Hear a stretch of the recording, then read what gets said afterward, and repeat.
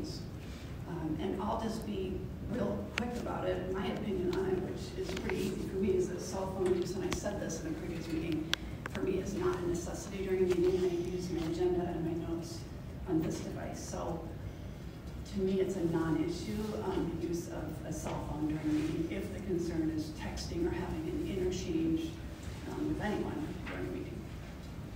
Yeah, I don't know if it matters what device it is, because we could get the same thing on both devices, but it's just about that information. I mean, if we close a meeting to public comment, should we still be receiving public comment and using that in our, conversation? Could you, it might be helpful to understand more about the reason that you brought the complaint or the concern to that closed legal session to begin with. That might be able to help my understanding and all. Well, that concern was in the closed session. I don't know how deep we, were to go in that, but it was just a question for everybody with various levels of experience on the council about a topic that we don't cover ordinarily.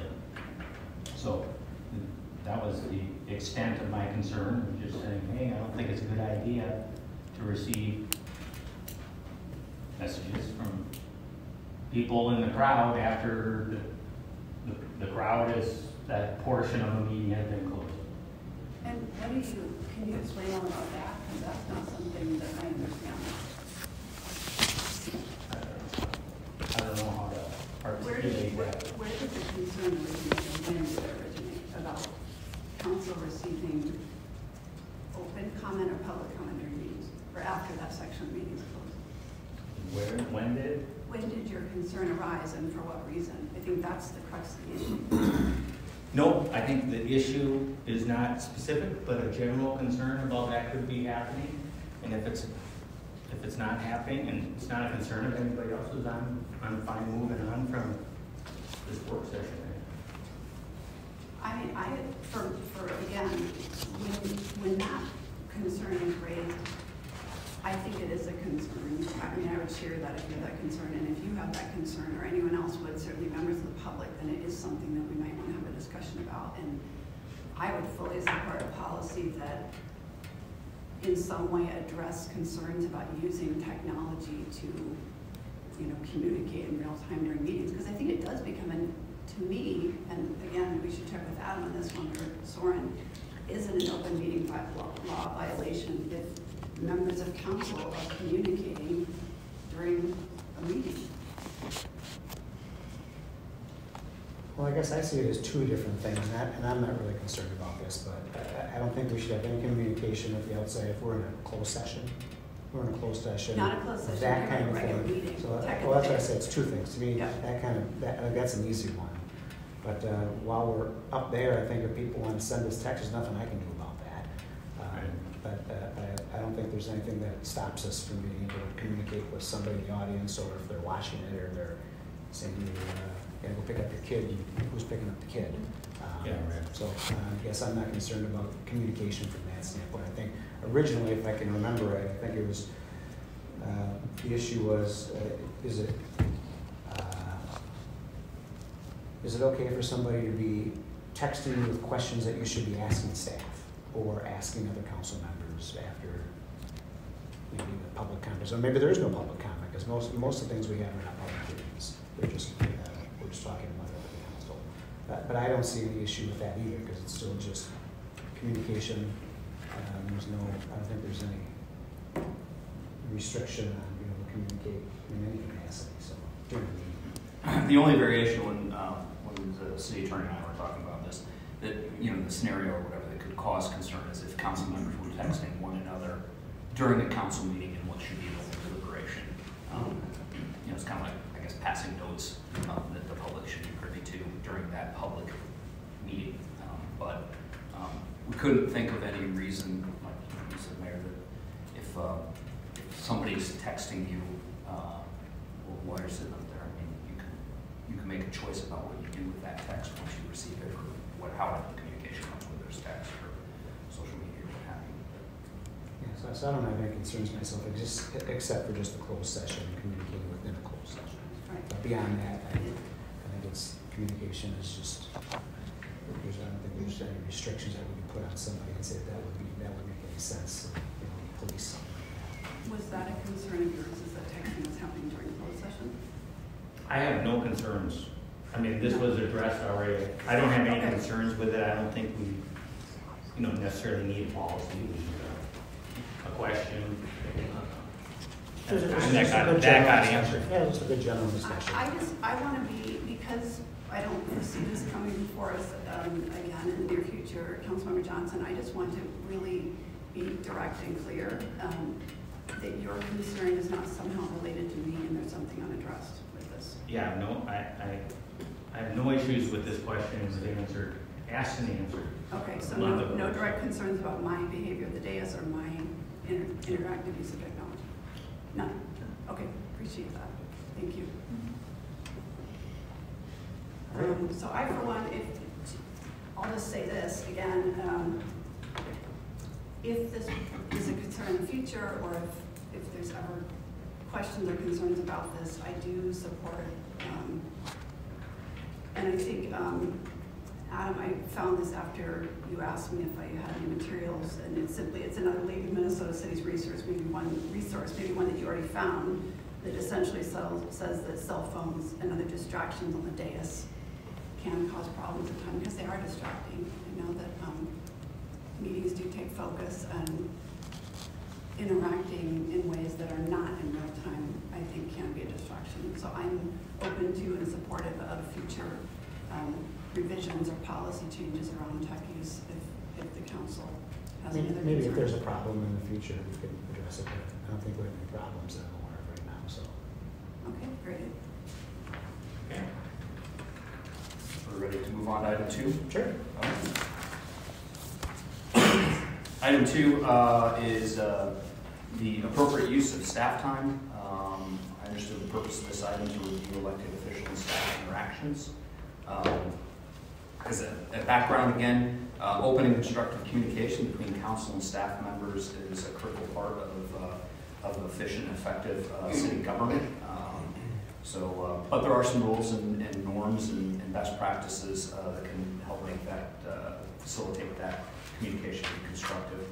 I really didn't have a whole lot of new stuff, but I know we've talked about this a few times. I know if you're a newer council member, it's a couple of the slides that you get from me on your in processing when we meet for that. And then I did note when I was looking back to when we last discussed it, we last discussed it in February of last year. So I just I pulled some of those, I put them in the summary section of this memo to talk about. I can go through those in detail, or if you've already read them and you don't want to talk about them again, that's fine. I guess I would again say it's very important, and it's something the staff, we encourage interaction with you all together and one-on-one. Obviously, there are some rules that we have within the staff. The key one is that as a city administrator, if it's anything controversial or new or something that's going to require a great deal of staff time, it should come through me. It should, sometimes that can be through me via CCing me on an email to a department head if it's a very specific question about that. We also, all the department heads and the staff know that if they get contacted by a council member, they let me know. And if it's something they can handle right away, they will handle it right away. If it's a simple thing that they would be able to answer to any member of the community, or if it's something we've already talked about, something they can just say, I know I've talked to you all before about, we call it the 15-minute rule. If it's something that can be handled within 15 minutes, then the staff has got direction from me, just go ahead and do it. If it's going to take them doing some deep dive of research or something like that that's going to exceed 15 minutes, then we need to talk about that so we can realign staff priority and resources to get those questions answered.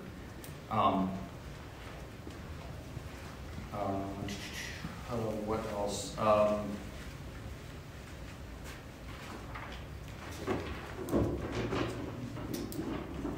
Those are kind of the basics. I don't know if there's something more about that we need to talk about. The other thing that I did want to just, I put in the thing just as an opportunity, since we're talking about this now, that we are transitioning into a campaign season, if you will. Hopefully not too much at the local level till the summertime, but we're starting to get there. And I just wanted to reiterate that that staff, we cannot become involved with any political platforms, campaigns. We can't do political research.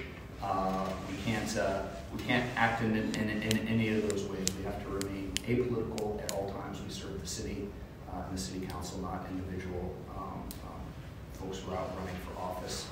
And we can't, in particular, if things get testy, we can't take sides in council member disputes. We try to stay very neutral and all that. And we can't help anyone to refine a political platform or position and things like that. So it has happened, in my 10 years in the city, and it's usually very innocent. People, we've had calls like, hey, do you remember 5 years ago when we went through this process? Can you dig up all the research and stuff that we did for that, 5 years ago? The question is that for something that's coming before the council, or is that for something you want to put out in a campaign?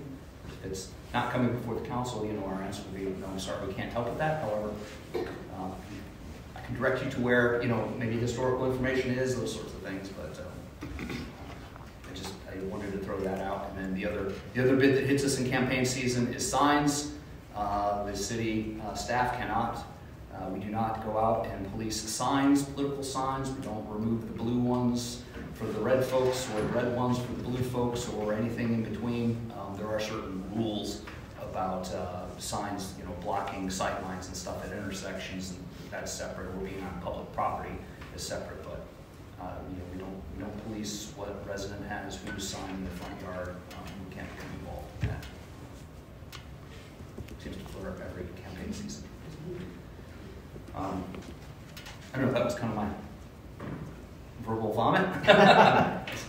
Well, that was very comprehensive. I know it does behoove everybody in the council to make sure that you do come prepared to the meetings and the items and all that kind of stuff. And if you do have questions, you don't understand an item, it probably behooves you to call the staff or somebody to get a quick answer. But I think what would frustrate staff is to spend a whole bunch of time with staff to get answers to something and then come to council and ask the same questions at the council meeting, almost pretending like you've never had a meeting, or to spend hours and hours with staff. So I think that, so I know personally speaking, I come knowledgeable about all the items already in front of me, and I don't need staff to bring me through. I may have a quick question here or there, or forward an email to add in a department head, but that's about it. So but I think we should be respectful of staff time because we have a lot of stuff to do here, and we should be respectful of that.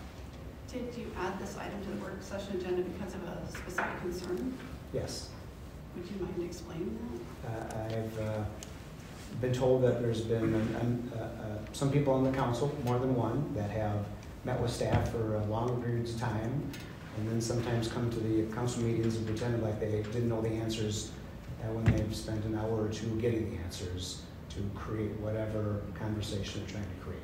So I think it behooves everybody to, if they've got that information, that they can either agree with the motion or not agree with the motion, or to continue on and pretend that you haven't had any conversations and don't know anything, and it does frustrate the staff. Are you referring to me? I'm referring to the people that have done that. Well, are you referring to this current council or something? Yes, I'm referring to this current council. So it's multiple people, not one? Yes. Okay. So I'll just share this. For my part, I think I have a good relationship with staff, and I also check in with Adam on a regular basis, as of last week, maybe twice a month, about my use of staff time and whether or not there are any concerns. And Adam has expressed to me that there are not, unless something has changed in the last week. Yeah, that's sure. Does staff have concerns about my use of staff time? Not currently. Okay. Was there in the past? Yeah, we talked about it last year. Last year, about planning commission issues. Mm-hmm. Yeah, because I was sitting with the director of planning to learn about lots of things that when you're new are new to council. So it sounds like this has not been an issue for a very long time for or at least since, what? Yeah, and I'm in this, I'm not wanting to point fingers at any council members. Each of you interact with staff differently, and that's okay. And I think, yeah, when I think that you know, there's problems with the 15-minute rule or something like that, you know, I've had discussions with council members in the past, and we try to work that out and get to a resolution. So. And Adam, I don't mean to put you on the spot, but I told you that given this item, I Yep. was going to be addressing this directly, because I don't think what's helpful, and this will be helpful leading into our discussion on civility, is to make implications or speak in generalities when there are four of us sitting right here. And I think if there are concerns on your part as the mayor about my use of staff time, I think we should talk about those directly. And I don't have a problem doing that. And I also don't have a problem saying that I communicate regularly with Adam and very few other department heads unless there's a big issue. So that's a separate issue than asking questions in meetings. And I think asking questions in meetings is important. Clarification is important, and communication is important. So that's all I have to say. Okay. Anything else on you guys? I just put as, from my training and from being new, that this is something that I'm very cognizant of. I have a lot of questions and try my best to get the information I need to get myself up to speed, but also try to do that in the best way possible, knowing that staff is one of the greatest costs to the city and personnel in general, and knowing that turnover is even more costly, and if anything I do adds to frustration, but that's something that we should all talk about. And I think we've been very open about that, and I have no concerns at this point. Anything else, Matt? No. Okay. Let's go to number three. Number three, elected and appointed official civility. The purpose of this is to talk about for council to discuss how they treat one another in terms of civility. It's an opportunity to discuss also whether we should develop a set of procedures or policies, or call it a code of conduct, if you will, for the council. In preparation for this, I didn't really know what to do. I'm not a mediator. I'm an engineer by background. But I did dig into, there was an article from the League of Minnesota Cities that I provided you all, and I also just went and looked just some Google searching to see, okay, well, what are other cities doing that, you know, where I can find the use of the word civility. And I found a couple, there were many, but I just included a couple different examples of what some different cities are doing with regard to the subject. There's the one example I had in the packet was just something that seems to be on the City of Maplewood's agendas and talks about civility in general. Both, and I think theirs is also not just about amongst elected officials, but also in how the audience and the or residents and the council interact, and how the staff and the council and the residents all interact with one another. The other thing I found in my looking around was the other side of the coin was a really long and detailed code of conduct for elected officials, which Brooklyn Park has. I found on their website, which looks like they've had since around 2002, and they updated in 2023, I think it was. And theirs is a much more detailed code of conduct. I only put up some of the excerpts. I put like their chapter 5 in there, which talked about council procedures and protocols, but they had a number of different sections in what they call their code of conduct. You know, everything from guiding kind of principles and then through. So those were kind of two ends of the spectrum. I know over the past year or so, a little more than a year, I think there's sometimes been some confusion, or maybe it's just new elected officials and trying to figure out their way. A lot of questions about how this process or that process works, a lot of which we don't have written down. You know, it's just been the way we've done it, which is fine in a lot of situations, but if we were looking for an opportunity to write some of these things down and become more directive or specific about how those interactions go, that, you know, creating code of conduct or policy, whatever we want to call it, might be appropriate. The one thing that you see in all of these things, though, about, from the staff perspective, about civility amongst elected officials is the only entity that can police the city council is the city council. Staff, the city administrator, I can't police your actions unless you start doing something illegal. But the city attorney can't either. It's the only people with the power to enforce that is yourself. So you have to willingly take on any other restrictions or policies as a body. What I'm saying makes sense. So, anyway, that's kind of all I have for that. I know when we talked about this, I think we had talked, obviously, trying to be consistent about staff time and everything else. I know we went through this 8 or 9 years ago, and with a lot of iterations, and without ever coming to conclusion on anything. And so I do worry a little bit about staff time versus common sense kind of stuff, but if anybody's got any particular issues to talk about, I'd be glad to just open it up. I wasn't sure what part of civility this was addressing specifically, I guess, so I was just kind of prepared some different thoughts. But I know kind of what you just alluded to about addressing concerns directly is one part that I got into. And misrepresentation of intentions or actions, and how that can add to mistrust or misguided frustrations, can fuel conflict and ultimately undermine civility. I feel like you hit on that with your last one about addressing concerns directly, and I didn't know if this was the forum because I had some concerns about that and being misrepresented, and I've addressed that with you, and I thought maybe you added it for this and wanted time to talk about that. This was a general discussion about civility because my opinion is it's something, and I haven't served on other city councils, so I can't speak to how everybody else does it, but in serving on this council for the last year, I think it's, to me, it seems like an ongoing issue, and that is not just the council's interaction during work sessions or during meetings, but also the other element to it, which is the residents that we serve in the public, the greater community. This is a dynamic that I certainly am not an expert on, but what I can say is whether it's the League of Minnesota Cities or others,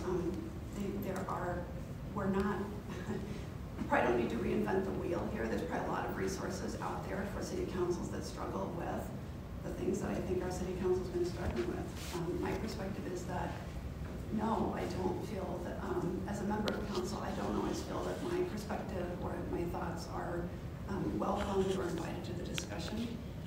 I feel that meetings could be run in a way that demonstrate a greater degree of kindness, civility, patience, and other qualities. And I think that also goes for the residents or the community members that come to interact with the council. So the idea in raising the issue is not to blame and not to get into tons of specifics. It's to open it up to whether or not the council, the rest of the council shares that there are things we might improve upon. And I do have, my goal would be to either get outside assistance or to consider taking some staff time to deliberate on how we as a council could have a voluntary agreement, something that we adopt as a council that would apply not just to the council, but also for folks who come to speak during public hearings, public comment. I know there are other cities that have templates for sort of a code of conduct that they post in the gallery, so that it's a relationship that we create that extends beyond the council for the community as well, because that invites a more, first of all, a more effective meeting, but also a council chambers that feels safe and inviting for all voices, regardless of what they express. So those are my thoughts. So as far as that goes, you had said that the pinpoint was to address concerns directly, but the point of this is not to get into specifics. So I'm a little confused on your approach. If there's something that you would like to get into, you're welcome to do it. If there's something you want to share here, that's the idea. I think part of this is that a discussion would ideally stay on topic, but if there's something in the interest of being open that you'd like to share, you're welcome to do it. I just think I would like to, I guess, then, if this is the best forum for that. I think in my first meeting, and I looked into some of the other cities, what they had put as well, but just representing someone and speaking for someone as part of civility and trying to avoid doing that.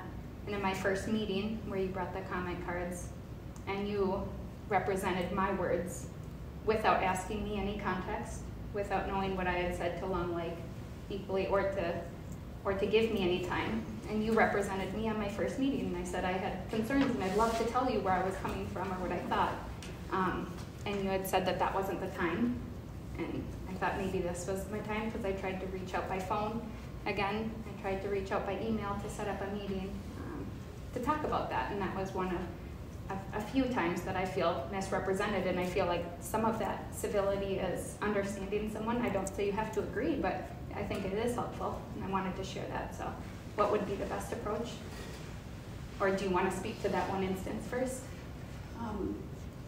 What would be the best approach? I understand that you've sent me emails and wanted phone conversations about this, and my perspective is this: if there's something that needs to be said about data that we as a city collected, you're welcome to express that. And beyond that, unless there's a specific agenda for a meeting to take and to involve staff time in, because I've made it clear that I don't meet with other members of council without staff present, I don't see a reason to meet. You're welcome to share your perspective. You're welcome to talk about it at any time, during mayor council report. And I've heard your concern about that. And it was never my intention to misrepresent, and it's certainly something that we can talk about. If you can share it at mayor council report tonight, you can make it very clear. I've tried, but you understand too in that forum that is where I speak, you speak kind of format, and you don't get communication. Yeah. And I feel like, part of civility is communication and having a chance to. And when I do that, it doesn't appear optically. It appears like I'm trying to say, no, I'm trying to get to know and understand. And I think it actually came to light when I looked at Maplewoods, and it said, speak only for yourself, not to other council members, not for other council members or citizens, unless specifically tasked by your colleagues to speak for the group in the form of a petition. And I thought that was interesting, and I thought maybe that's what this was about, and this was the forum to do it.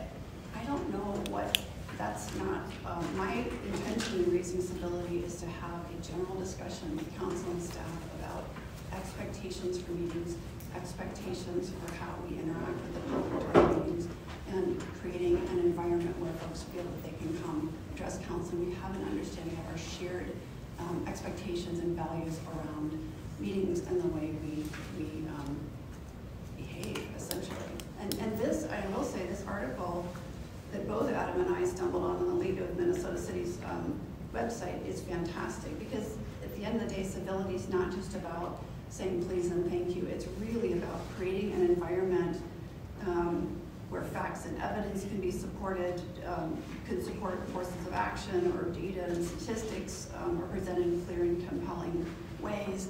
It's a lot more than just, kind exchanges. So this article to me was fantastic. I thought it was a good starting point, and this today, my impression or my intention was simply to see if the council is first recognizing that we may see that we would like some change in a more positive direction in some of the meetings, the way that they're going, and also to see if you'd be willing to talk more about it, or either to get some outside help with it, or direct staff to see what they've done in the past.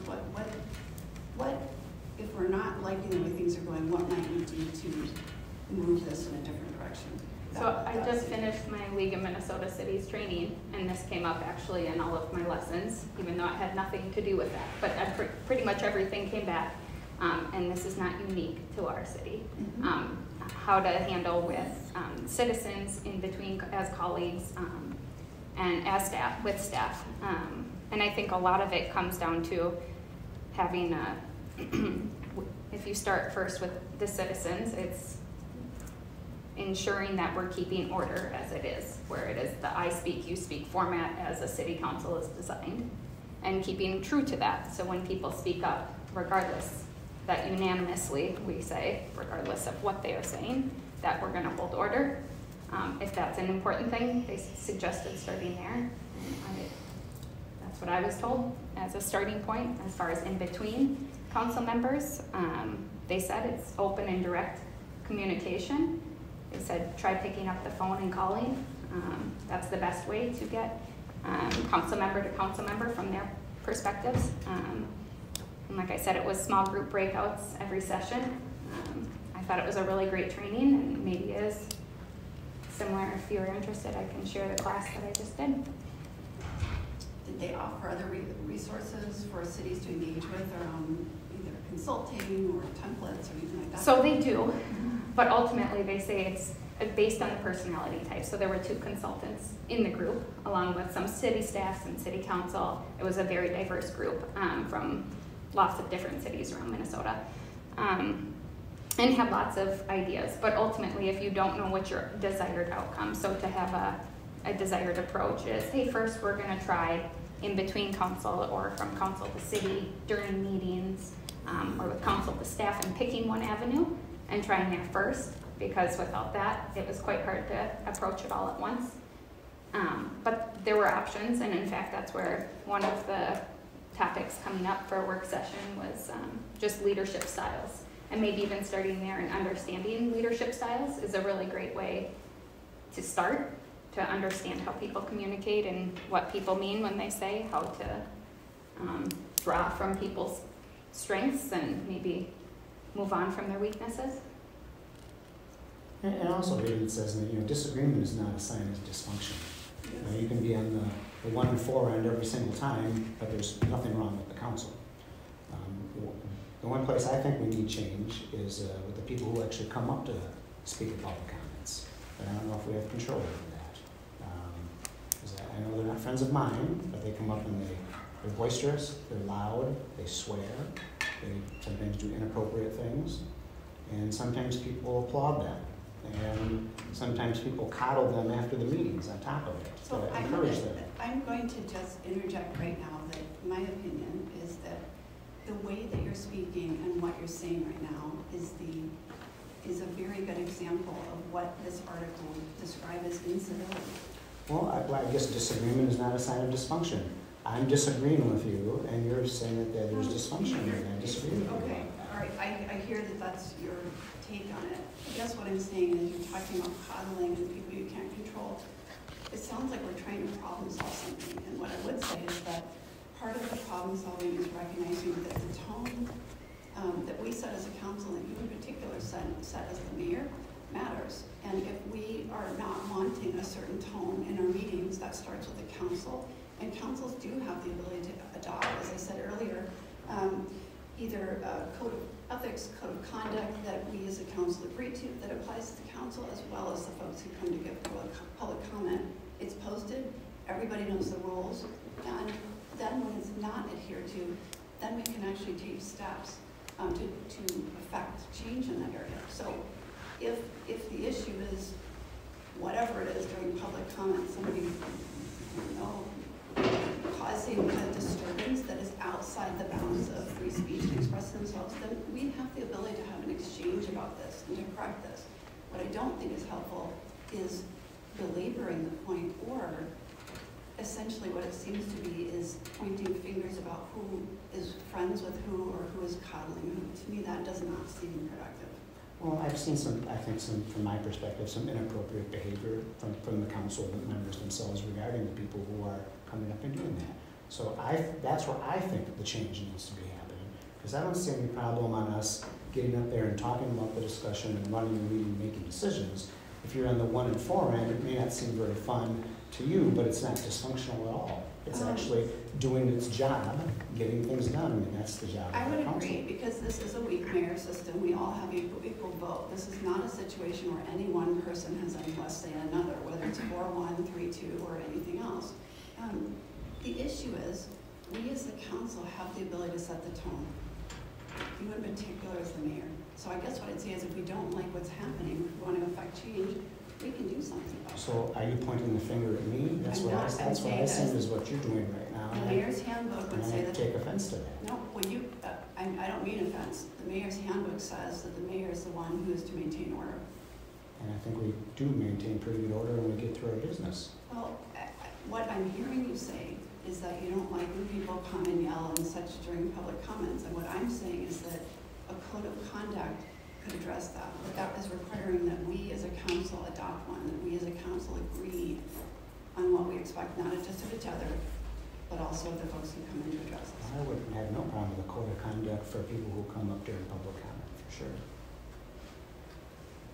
It's a place to start, that's for sure. Whether we're getting into, this clapping that is happening for people's statement, that's not decorum, right? That's not the what? Oh, decorum. Yeah. Decorum. And so, that's happening. We've had beyond our share of unreasonable behavior during public comments from people that are coming here. I think, you're trying to take steps to do people, we encourage people to come, give their opinion. But it's been pretty, the mayor can't stop people from that behavior. But us as council members, if we have a connection to those people, we can be talking to them privately and discouraging that behavior. That's a very effective way to create change. And if somebody that's following, is a clear supporter of yours as an example, and you're not taking steps to curtail that behavior, then that is a perfect example of what we're talking about here, what we're trying to, about civility, and controlling that and demonstrating a commitment to do that. The other really interesting piece of the attachments that we got, there's a really great paragraph in there talking about, as we make decisions as a city council, once a decision's made, it's the council member's responsibility to support and advocate the official position that's made. And we've seen a great example in that, the fire situation. We've made decisions, and other cities have formalized that once the council makes a decision, even if you're against that decision, you support it and support the initiatives to make sure it's successful. And so that's another example of how we can improve our efficiency and civility, and proving that you want to, play your role in making sure the decisions that we make collectively, even if it's not our own decision, are successful. And so that was in these attachments. I thought it was a perfect statement. So I think I'm open to, producing some, so even people in the, residents or those coming into our meeting understand what the rules are when they're publicly speaking, and some people just don't know. And so having something available to people so they understand the expectation of behavior while they're there, I think is a great start. I'd like to know if you've gotten any, just in your years of experience or in the circles where you interact with other mayors, if you have any other suggestions from the community of mayors that have struggled maybe themselves with these issues.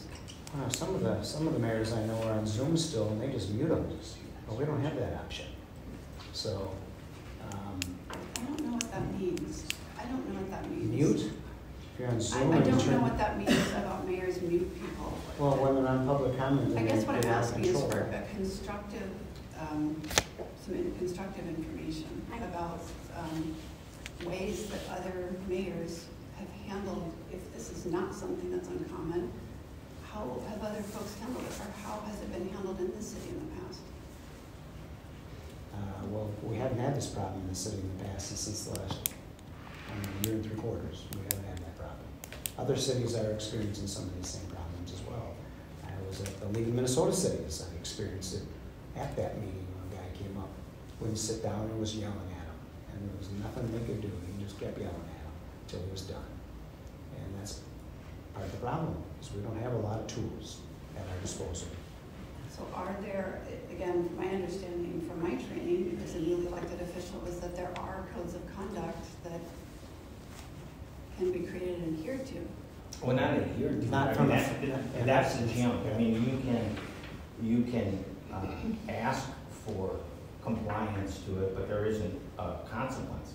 I mean, police can't escort them out. I mean, we had somebody stand there and say the mayor wasn't gonna exist in a month and a half. I mean, threatened them. I mean, I thought the guy would get arrested on the spot, you know? And he didn't. I mean, that was outrageous. So other cities don't have a way of addressing a concern like that when folks understand the rules, they're posted, and they're not adhered to. There's no way of addressing I it. think Soren, I think we've gone over this many times with Soren, and it's a legal issue. That's why you don't see any police going up and telling people to leave. They won't touch them. They can't touch them. And they said it'd be an automatic lawsuit that you would lose. And so the people that are coming up there seem to have that knowledge already. And these people that are coming to our meeting, there's a couple of them that are going to other meetings in cities around the league as well and doing the same thing. So it seems to me as just a starting point to be able to at least articulate as a council what it is that we would like to see, and also what we plan on reflecting back to the community or to people who come to speak here about methods to engage with council that are that obviously respect free speech and that encourage participation, but that also outline guidance as to what we would like to see in terms of creating a safe and welcoming city hall for everybody.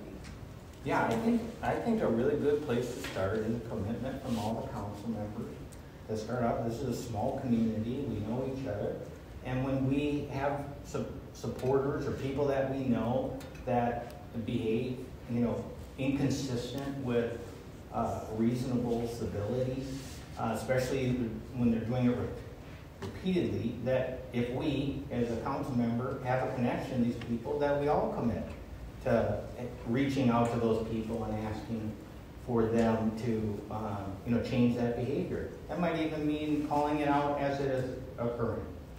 Well, on that note, again, my understanding, and Adam, you can correct me if I'm wrong, but as it relates to maintaining order in meetings, that role really rests with the mayor. That we're talking about the meeting in general. Yeah, I think he's talking in about general. Like outside of the meeting. Calling out behavior during a meeting. I think that's typically something that rests with the folks running, or the person running the meeting. Gosh, I mean, that's a good conversation piece. I don't know. The But mayor, I do like where you're going with that, though. I think it'd be good to hit on a code of conduct of we expect you to be civil, not yell, not scream, not swear, blah, blah, blah. And on top of it, if there are people that know the people that are causing these problems, that we would take a commitment to reach out to those people to help explain to them that that's not appropriate. Here's what I'd say. I think we need to enact policies that have good guidance regardless of who's on the council or who knows who. Because if we start trying to make rules and expectations for behavior in our council meetings that's dependent on who knows who in the community, that's not something that can stand the test of time. The idea here is to apply something regardless of who's on the council. well, I would disagree. I mean, I would think that is a transferable conversation to all new council members, that if you have a connection to somebody that's coming in to a meeting and being disruptive or otherwise inappropriate, that you agree to take steps. It seems what's most appropriate is to talk to them outside of the chambers when the meeting's over and say, hey, at that meeting, this is not an acceptable, way to act during a meeting, and have that conversation with people. It doesn't have to be, to publicly humiliate somebody, but there's times where it's got, pretty inappropriate, that publicly saying that behavior is wrong is appropriate. And the mayor can only do so much in those scenarios. But if somebody that knows the person says, hey, Jim, stop that, I think that's more meaningful than somebody that maybe opposed the mayor, as just an example. If the mayor says, hey, please stop that, that's not received the same way as the person that knows them to say, stop that behavior. And it doesn't mean that it'll be successful, but at least you're agreeing to reach out and take some steps if you have the opportunity. It's such a logical first step, Has because that, we are. and has that been effective in the past? You mentioned that this has been going on since, I don't know when, you said a year or something ago. 3/4, he said. 3/4, something like that, coming on 2 years probably. So has that method been effective in years past? Well, considering, well, not from my perspective, it hasn't worked because the people that are coming up are not friends of mine. I think that's the second time you said that, and I think part of the issue here is that we should be able to run council meetings and expect that anybody could walk through the door and make a comment and adhere to whatever it is we agree to. That would be without great. having to understand, Yeah. because it's not the case. As much as somebody may believe that I have the ability to decide who does what. it's So not you the think by case. putting a little piece of paper up there, just as an example, I'm trying to understand what you're saying, here's your code of conduct, that with that piece of paper sitting up there or sitting up there, that they will follow that rule. What I would tell you is that of the folks who spoke at the last League of Minnesota Cities conference, yes, for some cities that is effective, because it's an expectation that we pose and that we agree to as a council. Well, I think it's a great It's idea. a starting point. It's a Put starting it up on the wall so people know where it is. We can put it on our website. I mean, why not? Make sure, then people's excuse can't be they didn't know that you couldn't swear at the scream mayor, or or yell. throw pieces of paper or kick over chairs. But at least it's there. I think it's a great idea. But I also think that different, people have different influences over people. And why wouldn't we try to do that if we have a connection to somebody to do it? I've certainly done it in my term. I've talked to people after meetings and explained to them why that isn't reasonable. And so for us to all agree to do that, I don't know why we would debate it. Of course we should do that. Seems logical. Yeah, I think, like I said, it's a starting point, and it also requires that if we as our council are going to come together to create this sort of, I wouldn't say policy, but a guidance, a guideline for folks who come to address our council, if we as a council are demonstrating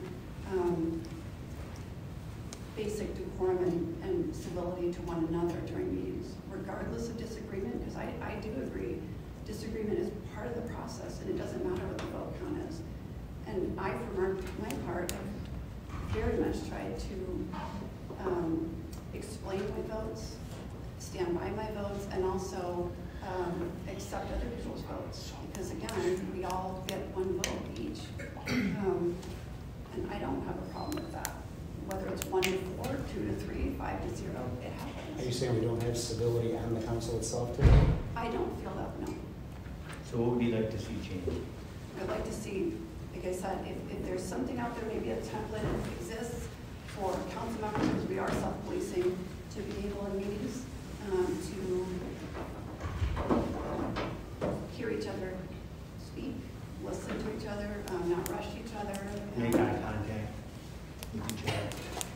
Is that one you'd like to add? Yeah. Okay. Well, it's kind of a weird thing when you're sitting up in the council, right?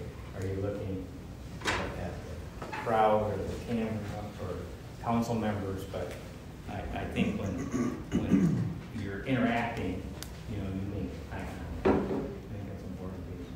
Me or the council? I mean, I think You're looking at me as you say it. Well, you were just talking, so you're Yeah. the last person to talk. Yeah. So I was still looking at you from that. But I think for all of us to do that, I think it's important piece because you're paying attention and not looking up. So I guess, I think, Sorry if I may, I think part of it is what we brought up and why I thought revamping the communications committee was so important. Because I feel like we can keep doing this and putting out the fire, if you will, but that's not the issue. Why are they doing that? And attacking that would maybe be, in my opinion, not, again, no harm, no foul. I'm all in support of this. But if the issue is people don't understand how to get their voices heard, and that's why the frustration is, we need to do a better job of how to interact, providing those opportunities. In my opinion, that's where I think, and I take the personal responsibility of that and try to meet and try to say that in every mayor council report is, hey, meet, one-on-one, let's talk about it, because in the forum that we have, there isn't really a great way to make eye contact when you're sitting in a line. Without that, there isn't a great way to connect. There isn't a great way to have back and forth conversation and expand your understanding or someone else's approach. And I think some of that comes with one talking about the different forms of interacting with the city. Maybe making that more clear, which is what I think we're trying to do with the communications committee. So. And, maybe we do make this, list of expectation of public, and then maybe when public comments comes up, that list of expectations up on the big screen, so when people are sitting there, they have a good reminder of it. Okay, well, with that said, it's 5:54, so we should wrap this up because we're going to get this council back to sitting order.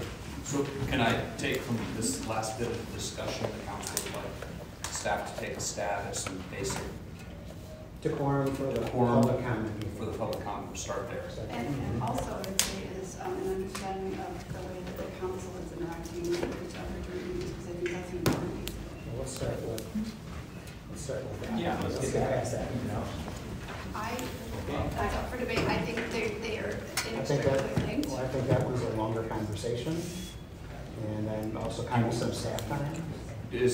So looking at the calendar real quick for work We sessions. can take off the leadership one, Adam. Well, we have a couple things to talk about on the 8th of April, which is our next work session, and there's nothing on the agenda for the next several after that. We would like to put this topic back, or a version of this topic back on the agenda for the second week of April or something like that.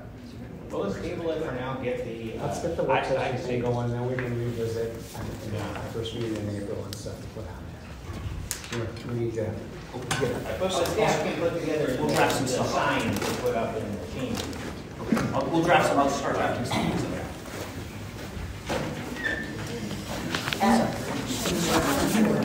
up.